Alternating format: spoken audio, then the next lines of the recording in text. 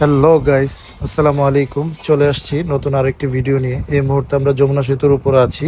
তো আমরা আসলে দ্রুতযান এক্সপ্রেসে করে সারা রাত জার্নি করে পঞ্চগড়ের উদ্দেশ্যে রওনা হয়েছি। আপনারা যারা ঢাকা থেকে আসবেন, আপনারা কিন্তু এই ট্রেনটি ধরে সারা রাত জার্নি করে সকাল 7টা থেকে 7:30টার মধ্যে পঞ্চগড় পৌঁছে যেতে পারবেন। এই মুহূর্তে আমরা আছি পঞ্চগড় স্টেশনে। স্টেশন থেকে বের হলেই আপনারা এই পাবলিক টয়লেটটি দেখতে পারবেন। এখানে চাইলে আপনারা ফ্রেশ হয়ে নিতে পারবেন। এখানে কিন্তু গোসল করারও ব্যবস্থা আছে। তো আমরা এই মুহূর্তে করতোয়া নদীর উপরে আছি। করতোয়া নদী হয়ে আমরা আসলে আসছি কুল চত্বরে। এখানে হোটেল নীরবে আমরা আমাদের ব্রেকফাস্টটি সেরে নিয়ে আমরা এখন রওনা হয়েছি মির্জাপুর শাহী মসজিদের দিকে। তো এই মসজিদটি হচ্ছে মোগল সাম্রাজ্যের খুবই সুন্দর একটি স্থাপত্য নিদর্শন। এখানে আমরা বেশ কিছুক্ষণ থাকি, মসজিদের যে সৌন্দর্য সেটা আমরা উপভোগ করি।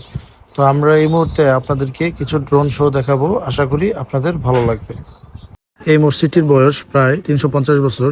ধারণা করা হয় এই মসজিদটি মোগল আমলের, এবং এই মসজিদটি এরপরে কিন্তু বেশ কয়েকবার সংস্কার করা হয়। মসজিদটির মিম্বার এবং মেহরাব এই সবগুলোই কিন্তু দেখেই বোঝা যায় এটা মোগল সাম্রাজ্যের যে ঐতিহ্য বা স্থাপনা নিদর্শন তাই বহন করে। মসজিদটির ঠিক সামনে কিন্তু সুন্দর একটি পুকুর আছে। তো এখানকার যে মাদ্রাসা ছাত্ররা এখানে গোসল করে। আর মসজিদটির পাশেই আছে সুন্দর একটি কুয়া। ধারণা করা হয় এখান থেকেই মুসল্লিরা একসময় অজু করত। এই মুহূর্তে আমরা আছি শাহী মসজিদের ঠিক পাশেই ইমামবাড়াতে। তো এটাকে হুসনে দালান নামেও এখানকার মানুষ চিনে। তো আমরা এই জায়গার যে সুন্দর স্থাপত্য নিদর্শন সেটা এখন আমরা উপভোগ করব। আর এই মসজিদের পাশেই আপনারা দেখতে পাচ্ছেন বেশ কিছু কবর আছে। তো এই কবরগুলা কিন্তু মসজিদের যে আগে যারা ইমাম ছিল তাদেরই কবর। এই মুহূর্তে আমরা তেঁতুলিয়া যাওয়ার পথে আই লাভ পঞ্চগড় যে প্লেসটা, এখানে আসলে সবাই পিকচার জোন বলে এই জায়গাটাকে। এখানে আসলে সবাই ছবি দেখতে আসে। তো আমরা এখানে বেশ কিছুক্ষণ থাকি এবং কিছু ছোট ছোট ক্লিপ নিই, ড্রোন শো নিই। তো আপনারা উপভোগ করুন। এই কাকা আমাদের ড্রোন দেখে খুব অবাক হচ্ছিলেন এবং বারবার তাকিয়ে তাকিয়ে দেখতেছিলেন আসলে হচ্ছেটা কি। এখন আমরা তেঁতুলিয়ার উদ্দেশ্যে রওনা হচ্ছি। তো এই তেঁতুলিয়ার উদ্দেশ্যে যাওয়ার যে পথ, তার পাশে কিন্তু সমতল ভূমির চা বাগান দেখা যায়। তো এই মুহূর্তে আমরা আছি বাংলাদেশ ইন্ডিয়ার বর্ডার পিলারে। এখানকার যে পিলারটা, এর এই পাশে যেই চা বাগানগুলো আছে এগুলো সবই ইন্ডিয়ার অংশ, এবং তারা এই অংশটুকু ছেড়ে তাদের আরও নিজেদের অভ্যন্তরে এই বর্ডার যে পিলারগুলা এগুলা তারা গেঁথে দেয়।